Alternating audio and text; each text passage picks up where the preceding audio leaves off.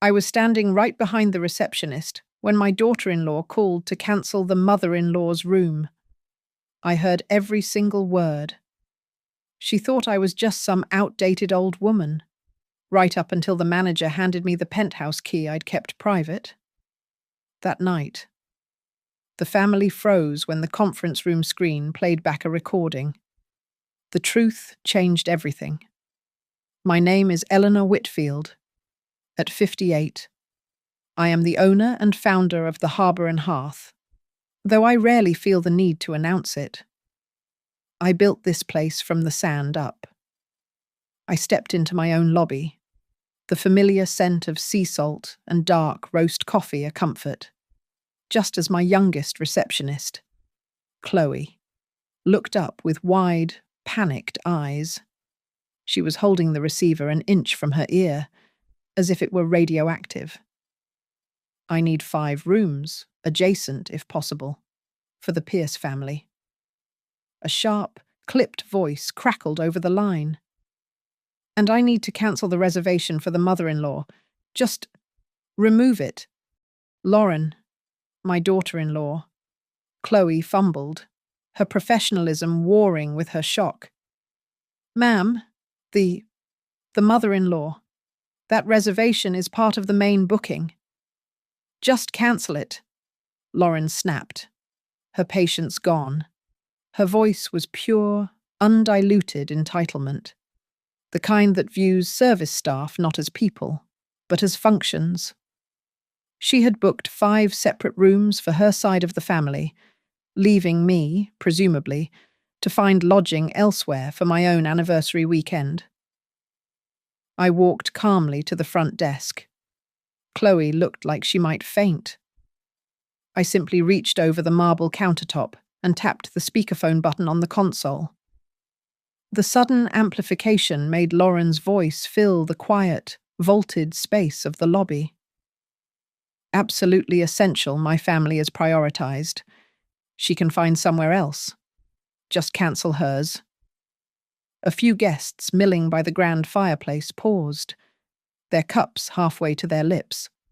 My general manager, Daniel, emerged instantly from his office, his brow furrowed in confusion. He saw me, and his expression tightened into one of protective outrage. I gave him a short, calm nod. Then I spoke to Chloe, my voice clear and steady, loud enough for the phone to pick up. Please inform Miss Pierce that I am in the lobby, and if she wishes to alter my reservation, she can come down and discuss it with me directly. Chloe, gathering her composure, repeated the message. Ma'am, Mrs. Whitfield is here in the lobby. She asks that you come down to discuss this in person. There was a sharp, stunned silence on the line, then a click. Daniel moved to my side. Mrs. Whitfield, I am so sorry. I had no idea this was happening. I will handle Miss Pierce. You will handle nothing, Daniel.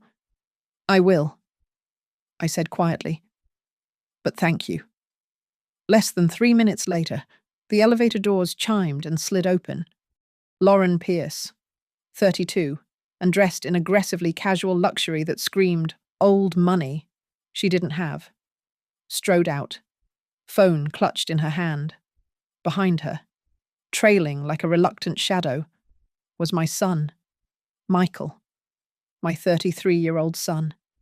His shoulders slumped, his eyes fixed on the marble floor. He wouldn't meet my gaze. Mom.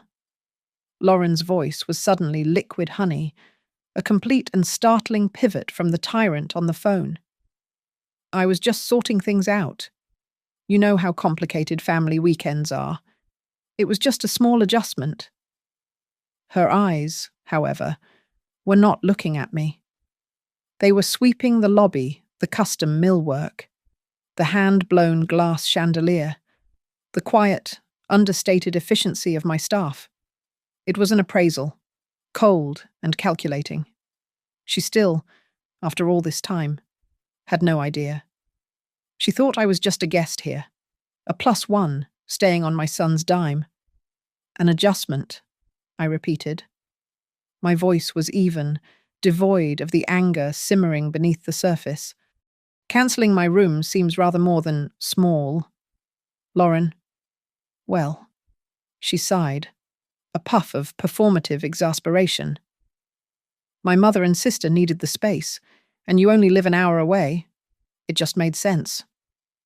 That's enough. I cut in, my voice low but sharp. The lobby was not the place. We will continue this in the Kestrel room. Daniel, coffee, please. Strong. For 3. Of course, Mrs. Whitfield. I turned and walked toward the conference room wing, not looking back to see if they followed. I knew they would. As I passed Daniel, he moved close, his movement fluid and discreet. He pressed a heavy, matte black keycard into my palm, his fingers brushing mine in a gesture of solidarity. The penthouse is sealed and ready, ma'am, he murmured, for my ears only. As instructed, I closed my hand around the cool, solid weight of the card. The penthouse, my private residence, the one wing of this hotel never listed on any booking site, the one place that was mine alone. I pushed open the heavy oak door to the Kestrel room. The long mahogany table was polished to a mirror shine, reflecting the grey, churning Atlantic sky outside the floor-to-ceiling windows. The coffee was already there, steaming in a silver carafe. They filed in. Lauren, naturally, immediately took the seat at the head of the table, a petty, reflexive grab for power. Michael took the one beside her, sinking into it as if his bones ached. I remained standing by the window, looking at them both. Please, sit, Lauren said, gesturing, as if it were her meeting to run. I didn't move. This won't take long. I requested this meeting for a 20-minute, direct, no-nonsense conversation. We are going to have it. Now. Lauren still had no idea who I was. She still thought this was her territory. She was about to find out how very wrong she was. The polished surface of the table reflected Lauren's impatient tapping finger. She had no idea what that silence in the lobby cost me, or what this room was built on. This hotel, harbour and hearth, was not some inheritance. It was my salvage. After my husband, David, died, I was left with a house full of memories and a crushing void. I mortgaged that house, every last cent, and poured it all into a derelict property on Greywater Bay, a stretch of coast everyone else had written off. They saw ruins. I saw a foundation. I laid the rebar and signed the checks until my hands bled, metaphorically and literally. This place was my second life. Michael, my son, had been part of the first. When he married Lauren, the change was gradual, then absolute. My son, who used to call me every other day just to talk about a book he'd read, began to fade. Visits became clipped. Obligatory 20 or 30-minute stop-ins on their way to somewhere more important. He was always busy. He was always tired. He was always, in essence, unavailable. Lauren, in those brief meetings, made her position clear. She would comment on my clothes, simple, functional linens and wools. "Oh, Eleanor, that's so quaint," she'd say, the word quaint landing like a small stone. She'd talk about her world, a place of galas and acquisitions I supposedly couldn't understand. I was not, in her words, of the same class. I was the rustic, simple mother-in-law, a relic from a life Michael had outgrown. For a long time. I pleaded. I asked for more time. I tried to fit into their shrinking schedules. Then, about a year ago, I simply stopped. I stopped begging for scraps from my son's table. I had my own table to set. I poured every ounce of my energy into harbour and hearth, making it a fortress of quiet, unassailable quality. This weekend was supposed to be a bridge, the hotel's 3-year anniversary, my final attempt. I had emailed Michael, not Lauren, and reserved the main suite for them. I told him it was a celebration, and I wanted him there. His reply came 2 days later. 3 words that shattered my carefully constructed composure. "I'll be there." "Mum." I actually cried at my desk, a brief, sharp release of hope I hadn't realized I was holding. And now, this. The phone call. Cancel hers. All that fragile hope turned to cold, hard clarity. Lauren, in her arrogance, had just handed me the very weapon I needed. She hadn't just tried to cancel my room, she had tried to cancel me, in my own home. I broke the silence in the kestrel room. I didn't look at Lauren, still perched at the head of the table like a bored queen. I looked directly at my son. His gaze was still on his hands, clasped tightly in his lap. "Michael." His head snapped up, startled. "I have one question for you," I said, my voice low and cutting. "Are you silent right now because you are afraid of conflict? Or are you silent because you have already chosen a side?" He flinched, a visible, physical reaction. His mouth opened, then closed. He looked at Lauren, then at me, then back at the table. The air crackled with his indecision, his weakness. Before he could find his voice, Lauren leaned forward, her entire demeanor shifting into one of patronizing negotiation. "Mum, let's not be dramatic. Michael is just stressed. We are all here, aren't we?" We thought this would be a good opportunity. Actually, a family weekend, all of us here. It's great free promotion for your little establishment. There it was. Little establishment. The condescension was so thick I could almost taste it. She truly believed she was doing me a favor by gracing my hotel with her presence. She thought my life's work was little. I did not react. I did not correct her. I simply logged the insult, filed it away with the precision of an accountant. That phrase, little establishment, would be dealt with. But not yet. The timing, I knew, had to be perfect. "Promotion," I said, my voice flat. "I see. Let's discuss what promotion you had in mind." "So, about the promotion," Lauren said. All business, pulling her phone out as if to check her email. "My family are VIP guests. I told them you'd have the best rooms. I need those 5 rooms confirmed immediately, preferably with ocean views." I poured myself a cup of the hot coffee, black. I let her finish speaking before I took a sip. "That's impossible." "What do you mean?" "Impossible." She scoffed. "Just move some other people? People who aren't family? I mean, the Harbour and Hearth is fully booked for this weekend." My voice was calm, final. I knew Daniel had just, 2 minutes ago, placed the last 7 available rooms in the hotel under a maintenance hold at my silent signal. As of this moment, not even a president could get a room. Lauren's face flushed an ugly red. "This is ridiculous. You're just being difficult. That is a complete abuse of authority." I set the china cup down on its saucer. The small click was the only sound in the room. "You are correct on one point. It is an exercise of authority. The authority of the owner?" Lauren stared at me, her brow furrowed, the words not quite computing. "The owner? What?" "Because Michael is paying. You don't own anything." Michael finally spoke, his voice thin, reedy. "Lauren, please, Mom. Maybe we could just do this another weekend. We can rebook." I cut him off, my gaze pinning him to his chair.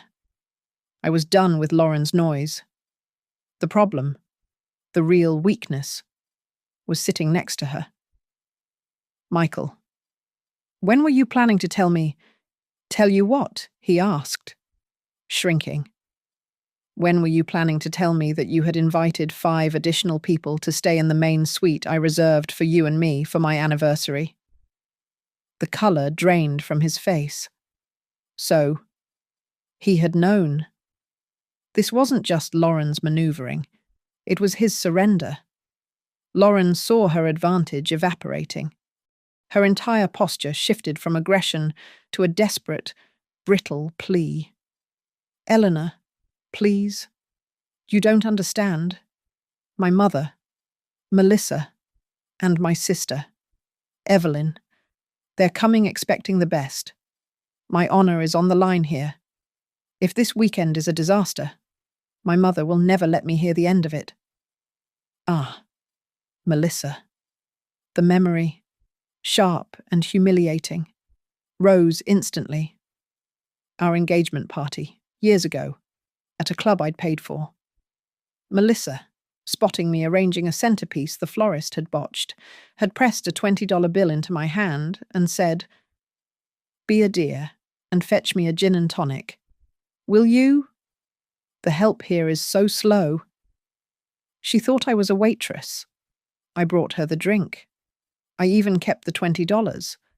But the real sting was Michael, standing 10 feet away, watching the whole exchange, who just turned and walked away, pretending he hadn't seen. "Honor?" I repeated, my voice ice. "We have different definitions of the word. I seem to recall your mother has mistaken me for the help on more than one occasion. You, Lauren, never corrected her. And you, Michael," I said, turning back to my son. "You saw it, and you said nothing." Michael bowed his head, his hands covering his eyes. He didn't deny it. He couldn't. His silence then was his complicity now. The rot had set in long ago. There was a soft, professional knock on the Kestrel room door. It opened, and Daniel stepped in, holding a single, leather-bound folio. He didn't look at Lauren or Michael. He walked directly to me. "Excuse the interruption, Mrs. Whitfield," he said, his voice crisp. "I have the confidential memo you requested regarding the occupancy status." He opened the folio and placed a single sheet of heavy bond paper in front of me. He spoke clearly, his voice projecting just enough. "A reminder, ma'am, the Penthouse is not, and has never been, part of the hotel's public inventory. It is secured for owner's use only, reserved exclusively for when you are in residence." I nodded. "Thank you, Daniel. That will be all." He left, closing the door softly behind him. I looked back at Lauren. Her mouth was slightly open, her eyes fixed on the memo, then on my face. The condescension was gone, replaced by a new, sharp flicker of calculation, of fear. The quaint old woman in the simple linen dress was not just a guest. She was not little. She was. She was just beginning to understand. The one person in this entire building she had absolutely no power over. The silence in the room stretched, thick and heavy. Lauren's face, which had cycled through confidence and then confusion, now crumpled. The bravado vanished. The mask of the society wife dissolved. And for the first time since I had known her, she looked like a terrified child. A single, genuine tear cut a track through her expensive foundation. Then another. "You don't understand," she whispered, the sound raw. If I fail this, if this weekend is ruined, my mother, she will humiliate me. She wasn't talking about mild disappointment. The word humiliate hung in the air, cold and sharp. This entire performance, the aggressive bookings, the cancellations, the need for the best of everything, wasn't for her. It was a desperate defense against someone else. The confession, once started, spilled out. She will tell everyone I'm a failure, that I married down, that I can't even manage a simple family trip. Her eyes darted to Michael, and the tears were suddenly angry. That's why I couldn't let you take that promotion. Michael looked up, stunned. What are you talking about? The Seattle position, she cried, the admission torn from her. The one with all the travel. I told your boss you were uncertain, that you were worried about the pressure. I couldn't have you gone all the time while my sister Evelyn is hosting charity balls. I couldn't look like the woman whose husband had to work that hard. Michael stood up, his chair scraping violently against the floor. You did what Lauren. That was my... I thought I just missed the window. And the house, he said, his voice gaining a frantic edge I hadn't heard in years. The $45,000. Lauren, our entire savings. Gone. He turned to me, his face pale with a desperate need to explain.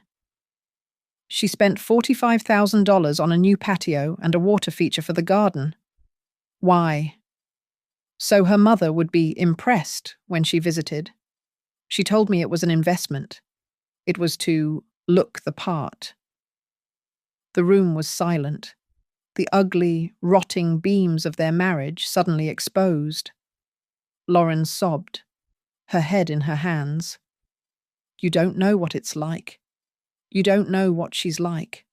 It's always, Evelyn is the standard. Evelyn's husband, Evelyn's house, Evelyn's children. I'm always the one who's not enough. I saw it then, clear as glass, the endless, toxic cycle of pain. A woman held to an impossible standard by her mother, who in turn was forcing my son, and by extension me, to adhere to that same crushing, invisible yardstick. She wasn't just controlling. She was transmitting her own suffering. But my empathy had limits, and it stopped at the edge of my own boundaries. I did not move to comfort her. I did not offer a tissue. An apology is not enough. Lauren, I said, my voice cutting through her sobs. I understand the why. Now I need to see the what you will do to fix it. Because understanding your reason does not erase your actions. Michael, his hands shaking, finally looked at his wife, truly looked at her.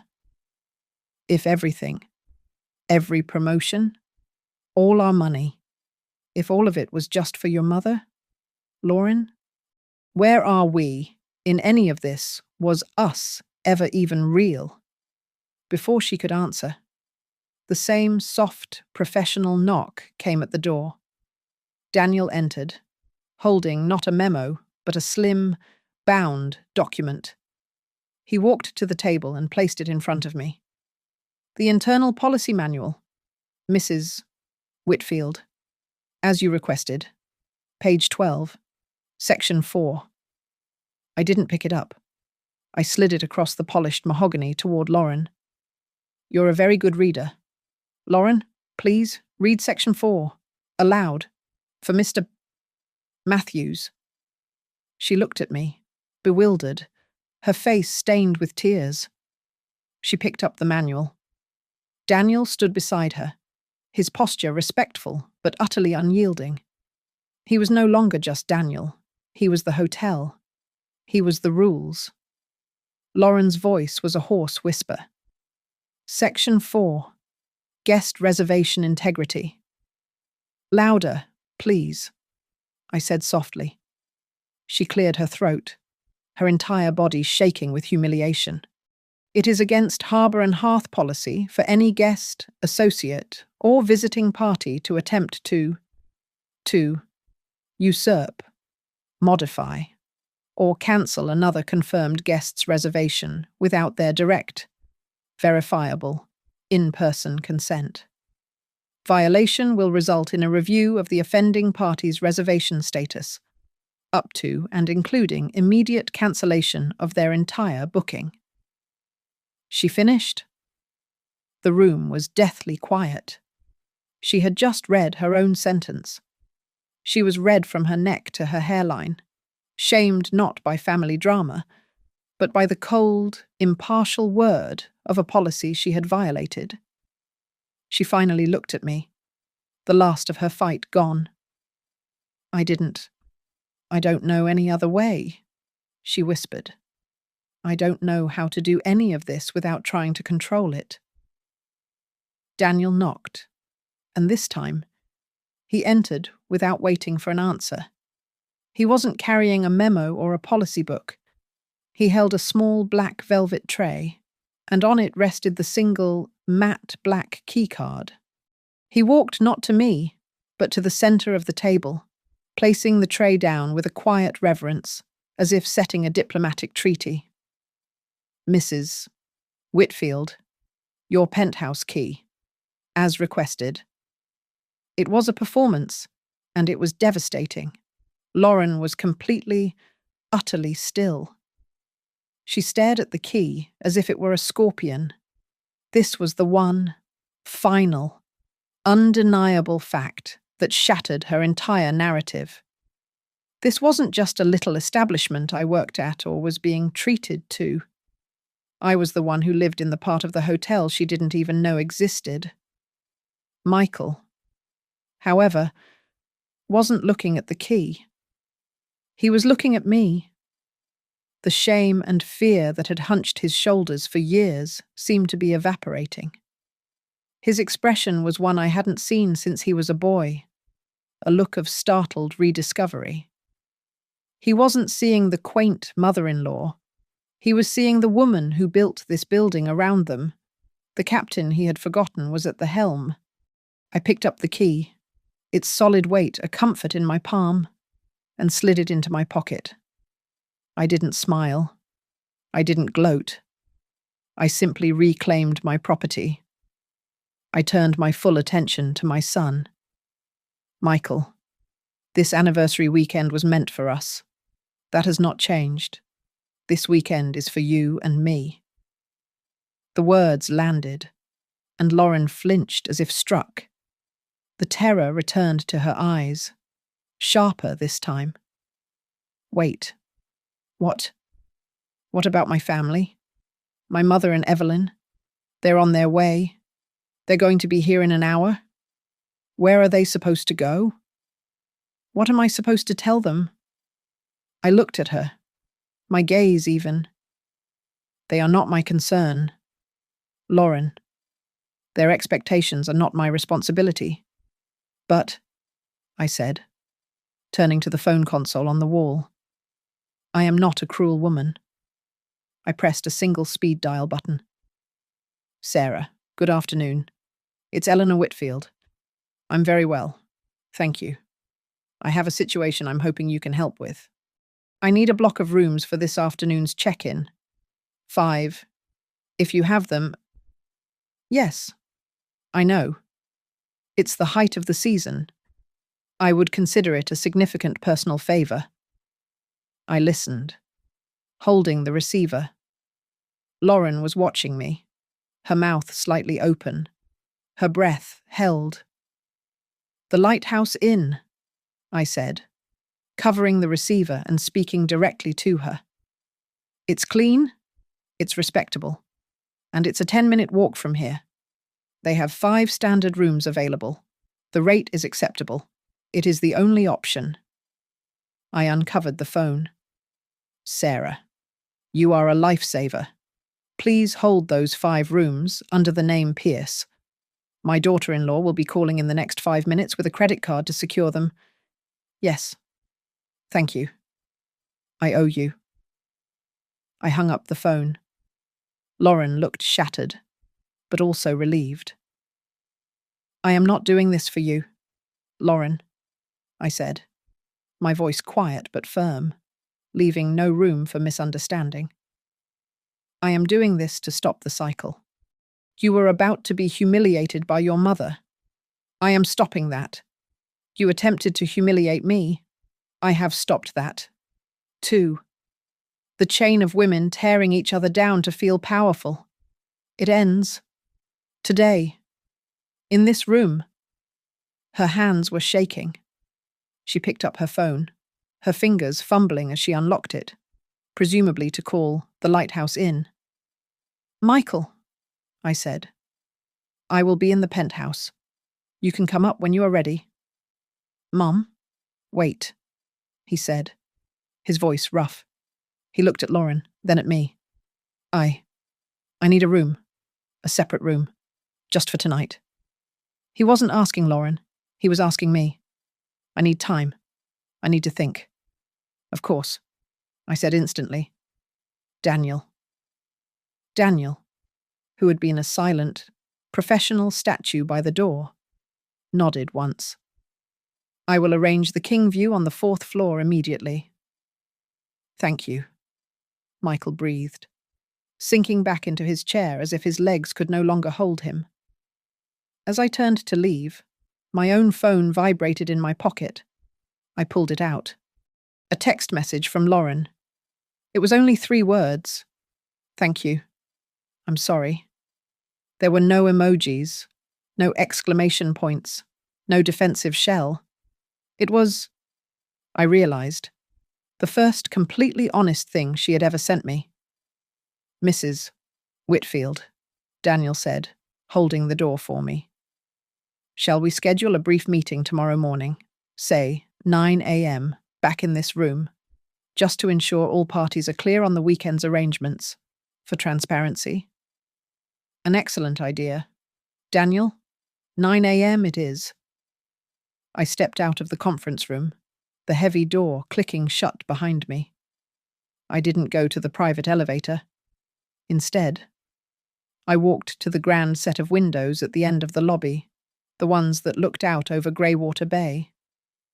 The wind was picking up, and the sky was a deep, bruised purple. It was the quiet, breathless moment just before the tide turns, when the sea is perfectly still before its inevitable, powerful surge back to shore. The first battle was over, but the real storm was just beginning. The private elevator opened directly into the penthouse foyer. Michael stepped in an hour later, looking worn and uncertain. He hadn't been up here since the framing was just raw steel. Mom, he called out. In here. I answered from the main room. He walked in and stopped. The room was 2 stories high, with a wall of glass facing the Atlantic. But the real feature was the ceiling. I pressed a switch, and the massive skylight panels retracted, opening the entire room to the darkening sky. The sound of the ocean, which was a distant murmur in the lobby, was a living presence up here. It rushed in, filling the silence. Michael let out a breath he seemed to have been holding for 5 years.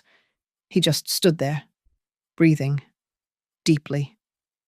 This is not a little establishment. Mom, he said, his voice thick. No. I agreed quietly. It is not. On the central reclaimed wood table, I had placed 3 silver frames. He drifted toward them, as if pulled by a current.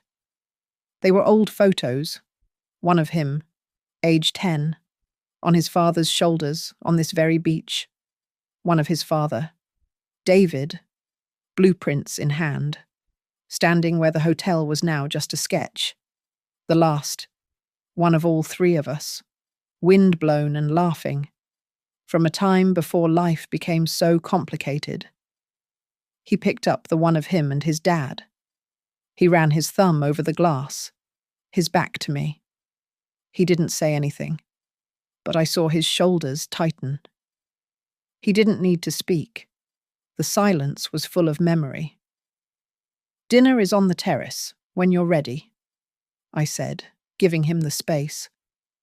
We ate on the private rooftop terrace, wrapped in blankets against the cool night air. The sound of the surf, a constant companion. For the first hour, we barely spoke of Lauren or the disaster downstairs. Instead, I asked him about his work. Not the politics, not the promotions, but the work. He started slowly, but then the passion I remembered, the spark that had been extinguished, began to flicker.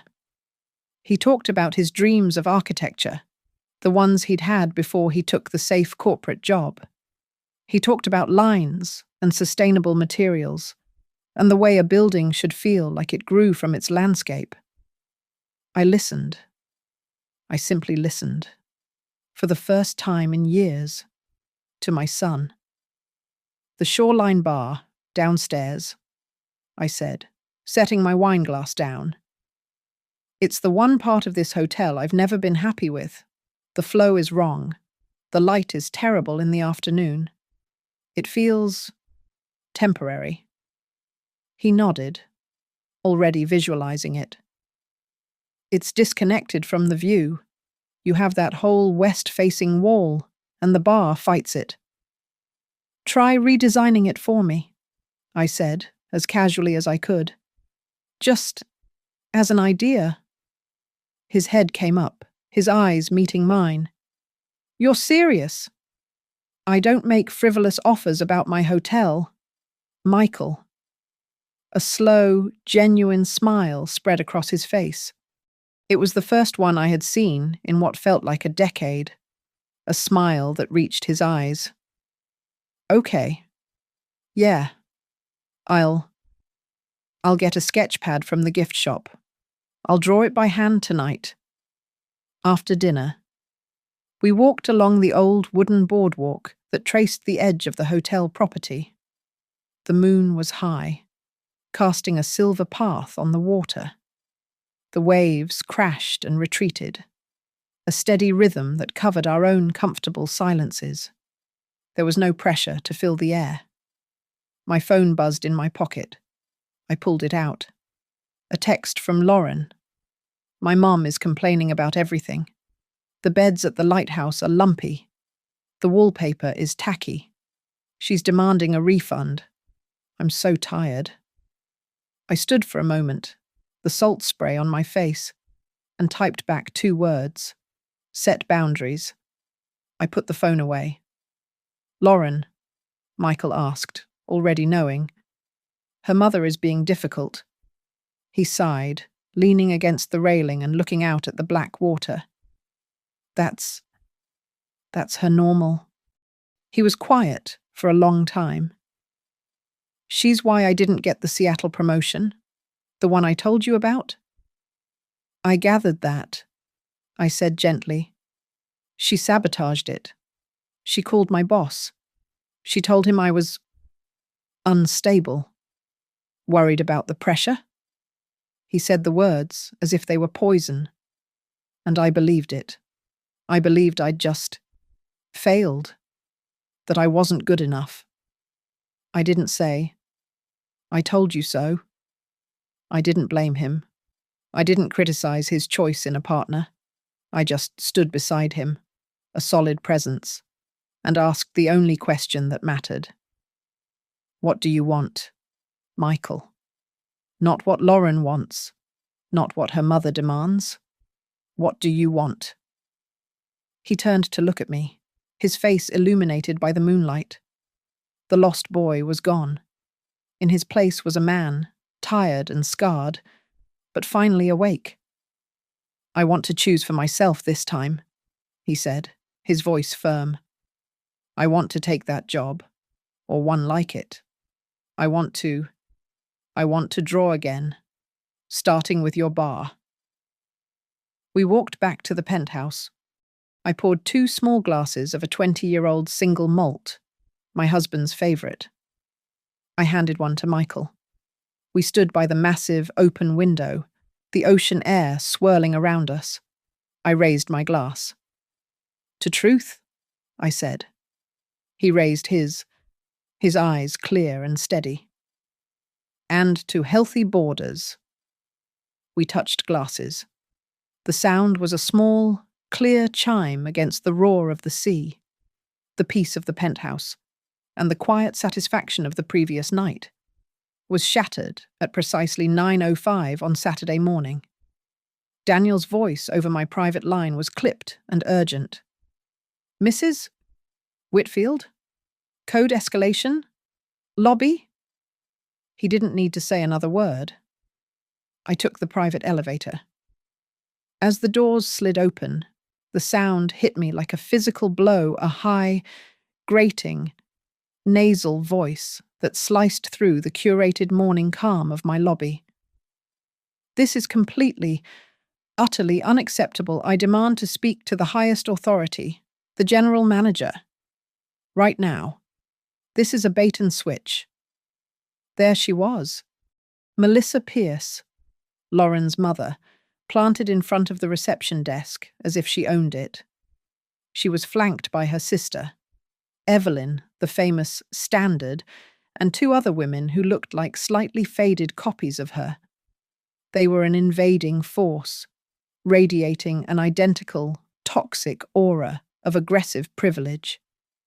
Daniel was holding his ground, his face a perfect mask of professional calm, though I could see the rigid tension in his jaw. Chloe, the young receptionist from yesterday, looked like she was about to burst into tears. "Ma'am, as I have explained, the hotel is fully booked," Daniel said, his voice level and firm. "Don't you ma'am me, you little man," Melissa snapped. "I know how this works. You keep rooms aside for VIPs. We are VIPs. Get your manager, or I'll have your job." I stepped out of the elevator alcove, my heels clicking deliberately on the marble. "That will not be necessary. Daniel?"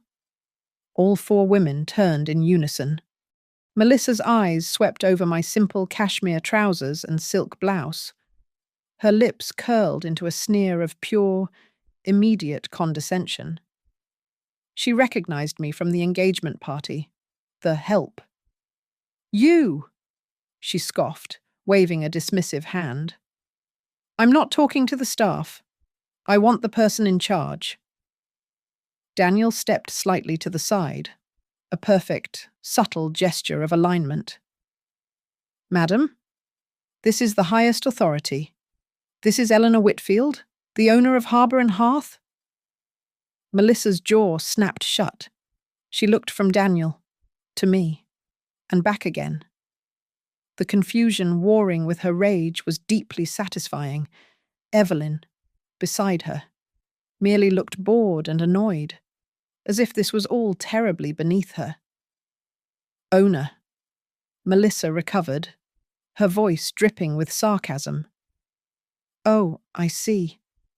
This whole thing is just some vanity project. Lauren mentioned it was a little establishment. I suppose these fancy lounging rooms are just for free promotion. Then, well, we are here to be promoted. We'll take the main suite you're currently squatting in, and 4 others."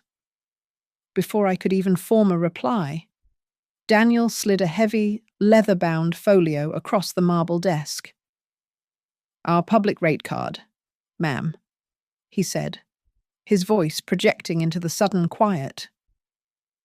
"The Penthouse, which is not available for booking, is valued at $5,000 per night. The oceanfront suites you are demanding begin at $1,200. We are, as you can see, quite far from free." Melissa's face flushed a dark, mottled red. She was speechless for the second time. Just then, the main lobby doors slid open, and Lauren rushed in. She looked pale and exhausted, her eyes so swollen and red she could barely open them. She had clearly been crying all night. She stopped dead when she saw the standoff, her eyes wide with a new wave of panic. She looked at her mother, then at me. Then, in a move that astonished me, she walked directly into the space between us, physically blocking her mother's line of sight to me. "Mother, stop it." Lauren's voice was a hoarse whisper. "What are you doing?" "I am fixing this mess." "Lauren!" Melissa snapped, her voice loud enough for every guest in the lobby to turn and stare. "I am demanding a reallocation of rooms. We are not staying in that motel down the street. It is insulting. Mrs. Whitfield." She spat my name like an epithet. "We'll move these other, less important guests and give us the 5 rooms my daughter was promised." "That is not possible," I said. My voice was quiet, but it cut through the air, silencing her. "The hotel is full. Furthermore, it is against our privacy and safety policy to discuss, let alone displace, any confirmed guest. There is nothing more to discuss. Your rooms at the Lighthouse Inn are waiting." "We'll see about that," Melissa began, raising her hand as if to point in my face. "That is enough." The voice was not mine. It was Michael's. He had come down the grand staircase, unnoticed by the invading party. He was wearing a crisp shirt. His hair was combed, and he looked more like his father than I had seen him in years. He walked past Lauren, past her entire family, and came to stand directly at my side. He faced his mother-in-law. "Melissa," he said, and his voice was cold, hard steel. "You will lower your voice. You will not speak to my mother that way in her own hotel. You will respect the rules of this establishment, or you will be asked to leave. Now." The lobby was utterly, profoundly silent. You could hear the distant surf. Lauren was staring at Michael, her hand clamped over her mouth, her eyes wide with disbelief and something I couldn't name. She had never seen this man. I had almost forgotten this man existed. Melissa's face contorted, twisting with a rage that seemed to vibrate. She turned on him. You weak-willed, pathetic boy. How dare you?" Then, as if by instinct, her fury pivoted to its familiar, safe target. She glared at her daughter. "This is your fault. Lauren, you are weak. You've always been weak. You let this nobody." She gestured wildly at Michael. "And this housekeeper." She gestured at me. "Ruin everything. You are a failure. Do not repeat the cycle of verbal violence, Melissa," I said, my voice sharp, cutting through her tirade like a whip. "You will not abuse your daughter, or my son, or my staff, under my roof. That behavior is not welcome here." Melissa looked like she might actually strike someone. She whipped out her phone, her fingers jabbing at the screen. "That's it. I am telling everyone I am going to write a review about this hovel that will shut you down. I will post it everywhere. You'll be ruined by midnight." Daniel, ever unflappable, stepped forward again. He held out a small, laminated card. "As you wish, ma'am. Here is our guest feedback policy. All reviews are cross-referenced with our verified guest registry. Since you are not a guest, any review you post will be flagged as unverified and fraudulent. We respond to all verified feedback publicly." It was a perfect, procedural checkmate. She was trapped. She was not a guest. She had no standing. She had, in this place, no power at all. Lauren was still looking at Michael, her expression completely broken. He wasn't looking at her. He was looking straight ahead, a silent, unshakable ally at my side. The air in the lobby crackled, smelling of ozone, of a fight that had been building for years and had finally, devastatingly, broken. The structure of their family was collapsing, right here on my marble floor. But my hotel, my rules, my staff, we remained standing. Order was, for now, maintained. The 9 a.m. meeting was not a negotiation. It was an audit. We were back in the Kestrel room. Melissa, Evelyn, Lauren, and Michael were seated. Daniel stood by the built-in media console, and I stood at the head of the table. As we agreed, I began, my voice echoing slightly in the tense silence.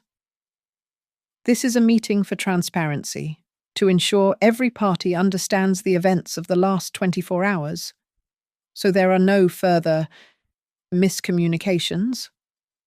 Melissa huffed, tapping her foot, already bored and aggravated. We understand perfectly. You have a full hotel. Your staff. She shot a glare at Daniel. Has been very clear.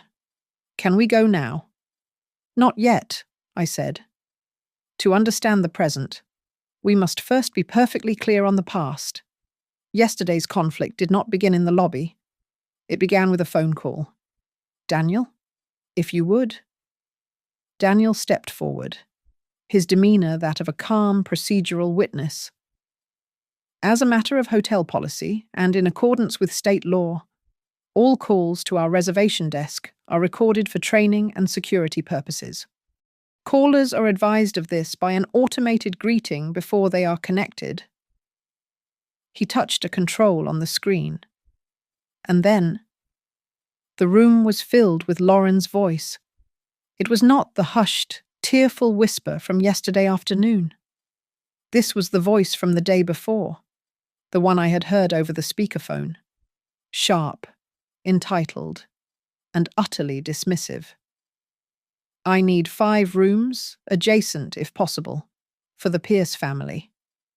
It crackled through the high-end speakers. And I need to cancel the reservation for the mother-in-law. Just remove it. Chloe's faint, panicked voice. Ma'am, the mother-in-law. That reservation is part of the main booking. And Lauren's reply, cold as a winter tide. Just cancel it. It's absolutely essential my family is prioritized. She can find somewhere else. I watched Melissa's face. Her sneer of confidence wavered, then froze. The blood drained from her cheeks as she processed the words. This wasn't my incompetence. This was her daughter's deliberate malice. Evelyn, beside her, actually sat up straight, her bored expression replaced by one of genuine shock. They had been lied to, and the evidence was irrefutable. The recording clicked off. The silence that followed was heavier than anything that had come before. Lauren didn't look at her mother. She looked at me, her face pale but her eyes steady. There were no tears, no excuses. I said that, she said, her voice quiet but firm, reaching every corner of the room. I did it. I was wrong. Melissa made a choked, furious sound, but Lauren didn't even flinch. I nodded once, accepting the admission. This was not a moment to inflict more shame. It was a moment to build a new foundation. Thank you for that. Lauren, that is the beginning. From this point forward, in this family, and especially in this hotel, there are 3 new standards: respect, transparency, accountability. I let the words hang. This was the new law. On that cue, Michael, who had been silent, stood up. He was holding a roll of large drafting papers. Speaking of accountability, he said, his voice resonating with a new, quiet confidence. Mum, I wanted to show you this. He unrolled the sketches on the long table. Daniel, at my signal, had also invited my head of operations and the bar manager, who stood respectfully by the door. It was the new Shoreline bar. It was beautiful. He had removed the heavy, dark wood that fought the view and replaced it with clean lines, natural stone, and a massive, curving glass wall that seemed to pull the ocean right into the room. The bar manager, a stoic woman named Maria, gasped, "Mr. Michael, that's brilliant. It's exactly what the space has always needed." My head of operations was already nodding, seeing the new traffic flow, the potential. A small, spontaneous ripple of applause broke out from the staff. Daniel smiled, a genuine, warm smile. "It's good to have you back, Mr. Michael." Michael was glowing, breathing in the praise as if it were oxygen. Melissa, unable to bear a moment where she was not the center of attention, let out a loud, theatrical sigh. "Oh, please. All that education, and he's scribbling. More of those rustic, quaint drawings. It's what he gets for Mrs. Pierce." Daniel's voice was no longer professional. It was arctic. "You were warned in the lobby. You are a guest of a guest on these premises, and you are creating a hostile environment. One more word of disrespect to anyone in this room, and I will personally escort you from the hotel." The threat was real, immediate, and utterly shocking to her. Melissa's mouth opened and closed, no sound coming out. She was, for the first time, truly powerless. Everyone looked at Lauren. This was the moment, the final test. Lauren, who had been staring at her husband's drawings with a look of awe, slowly turned her head. She looked at her mother, the woman whose opinion had been her son, her moon, and her executioner. And she said the two words that changed everything. "Mom, stop." It was not a plea. It was not a request. It was a command. The entire gravitational field of the room, which had been violently warped around Melissa Pierce for decades, snapped. The power didn't just shift. It evaporated from her and reformed, solidifying around the quiet, exhausted woman who had finally spoken. Melissa stared at her daughter as if she were a stranger. And in that moment, she was. The silence that followed Lauren's command was absolute.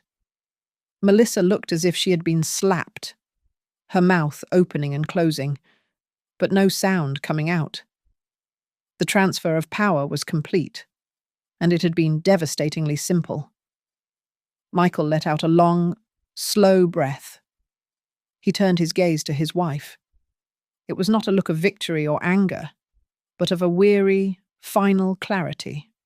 "Lauren," he said, his voice quiet but firm, "I will go to couples therapy with you. I will fight for us.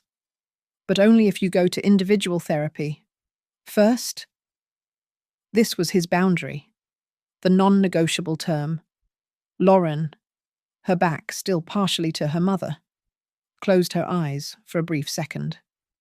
When she opened them, she looked at Michael. "I'll do it," she said, her voice hoarse but steady. "I'll make the appointment today. And not for her?" She nodded, almost imperceptibly, toward Melissa. "Not for you. For me." I stepped forward, breaking the tableau. The emotional resolution was theirs, but the physical one was mine. "Then that is settled. The situation with your family, however, remains." I looked at Lauren. "The 5 rooms at the Lighthouse Inn are still being held. They are ready for check-in. That is where your family will be staying for the remainder of this weekend." "I will not," Melissa shrieked, finding her voice at last, a reflexive blast of indignation. "I will not be shunted off to some tacky seaside motel, Lauren. You will fix this. You will tell her. No. Lauren didn't even turn around. She walked past her mother, past me, and straight to Daniel, who was holding a tablet. The reservation? For the lighthouse? Can I pay for it now? Of course, Miss Pierce, Daniel said, his tone softening just a fraction. Lauren took the tablet. She didn't ask her mother for a credit card. She didn't look at her sister. She pulled her own card from her wallet and pressed it to the reader. The small electronic chime of the approved transaction was louder than a gunshot in that room. She signed her name on the screen and handed it back. A 5-room booking, a weekend. It was not an insignificant sum. It was an act of financial and emotional secession. While she was occupied, Michael stepped away to the far window, pulling his phone from his pocket. I heard him murmur, his back to us. Hi, David? It's Michael Pierce? I know. It's been a while. I was calling about the Seattle offer. I know I missed the window, but I was wondering if... Really, yes. Monday morning would be perfect. 10 a.m. Thank you. Thank you so much. He hung up, a look of profound, terrified relief on his face. I turned back to the sketches on the table, a new energy in the room. I looked at my operations manager.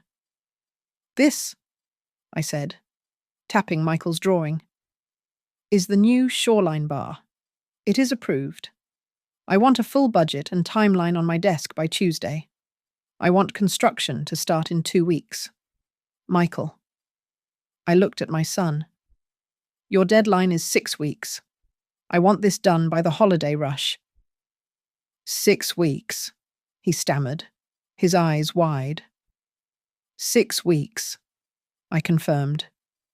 You're the architect. Make it happen. Mrs. Whitfield. Daniel spoke, recalling the room to its final piece of business. He held his tablet up. For the record, I am filing a formal incident report detailing the events in the lobby this morning, including the verbal harassment of staff and guests by Mrs. Pierce. This is for the protection of our team and the hotel's integrity. No one is above our guest policies. The message was clear. Melissa was now a documented liability. She was no longer welcome, defeated, humiliated, and, for the first time, silent. Melissa and Evelyn gathered their things and stormed out of the Kestrel room, not even looking at Lauren. Lauren stood alone, watching them go. She looked small and exhausted, but she was standing on her own. As Michael and the operations team huddled excitedly over the drawings, I walked over to her. I kept my voice low. Tomorrow evening, I said, after your family has checked out, come back here. Just you. Come up to the Penthouse for tea. We need to talk about what healthy boundaries look like.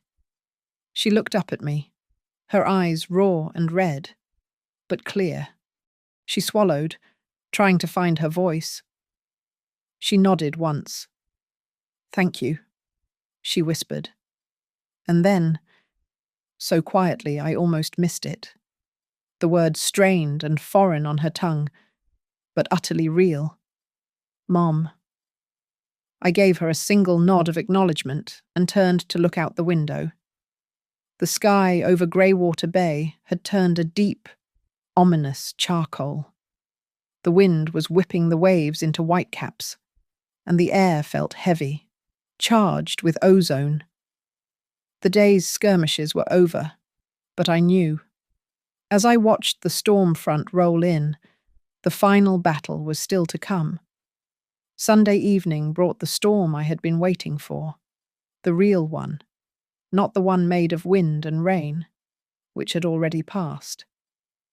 Daniel informed me that the Pierce family had checked out of the Lighthouse Inn. Their farewell dinner was supposed to be at a restaurant in town. But I knew Melissa. She couldn't leave without a final, poisoned shot. Right at 7 o'clock, the busiest check-in hour for our weekend arrivals, the main lobby doors slid open. It wasn't just Melissa, it was the whole sullen brigade. They were ostensibly waiting for their car, but they had positioned themselves directly in the center of the lobby, forcing my staff and guests to navigate around them like a toxic sandbar. Melissa was speaking, her voice pitched to carry, to perform. It's just a shame, that's all. A complete and utter shame. All that potential. And she throws it away. A new guest, waiting to check in, looked over, annoyed. Melissa raised her voice, feeding on the new attention. My daughter, Lauren, a failure. It's what happens. Evelyn, when you marry the wrong class of person, you sink. You marry down. You go down. My staff froze. Chloe, at the front desk, looked like she had been struck. This was no longer a private dispute. It was a public execution. A final attempt to burn down her daughter's life on her way out the door. I had been waiting in my office, watching the security feed. I walked to the private elevator, took it to the penthouse, and then emerged onto the grand staircase, the one that descended into the lobby. I stopped on the wide, central landing, my hand on the polished oak rail. The lights of the lobby cast a natural spotlight. I was, as she had intended, on a stage. Melissa saw me, her face twisted into a final sneer. Oh, look, the grand manager? I said nothing. I walked down 2 more steps and waited. Michael had come from the bar, holding his rolled-up sketches, and stood near the reception desk. Lauren, who had been standing by the door, her face ashen, turned. I held up the matte black Penthouse keycard. I walked down the remaining stairs, past Melissa, past Evelyn, and stopped directly in front of my son, in front of everyone, in the stunned silence of the lobby. I placed the key in his hand. You found your voice again, I said, my voice clear and strong. This is your home, Michael. You belong here. He closed his hand around it, his eyes shining. He nodded, unable to speak. Then, I turned to Lauren. She flinched, expecting, I suppose, a final blow. I reached into my pocket and pulled out a simple, standard guest keycard, the kind we gave to everyone. I had tucked a small, folded note inside its sleeve. I held it out to her. She looked at the key, then at my face, her own filled with confusion. When you respect boundaries, Lauren, I said, just loud enough for her to hear, you will always have a place here. You do not need a suite to prove your worth. This room is yours, whenever you choose to use it. She took it, her hand trembling violently. What is this? Melissa shrieked, the sound cracking. Giving them keys, handouts, after they Mother? Lauren's voice was low, but it cut through the lobby like a blade. She turned, her whole body rigid, and faced the woman who had terrorized her for 30 years. You will apologize. Not to me. Not to Eleanor. You will apologize to the staff at that desk. You will apologize for your behavior this morning. If you do not, you will leave this building right now, and I will not be coming with you. The silence in the lobby was absolute, heavier than stone. Every guest, every bellman, every receptionist was frozen. Melissa stared at her daughter, her face a mask of purple, choking rage. She looked around, realizing she had no allies. Evelyn was studying her fingernails. Michael was standing by me. And Lauren. Lauren was not backing down. Melissa's jaw worked. A strangled, wretched sound came from her throat. She turned to Chloe. I apologize for the misunderstanding. It was the most insincere apology I had ever heard, but it was a surrender. The entire lobby seemed to let out a breath it had been holding. Good, Lauren said, her voice shaking but unbroken. Our car is here. Goodbye, Mother. She didn't watch them go. As the doors slid shut, sealing the poison out, Michael stepped to my side. He didn't let go of the penthouse key. He just reached out his other hand and took mine. I choose truth.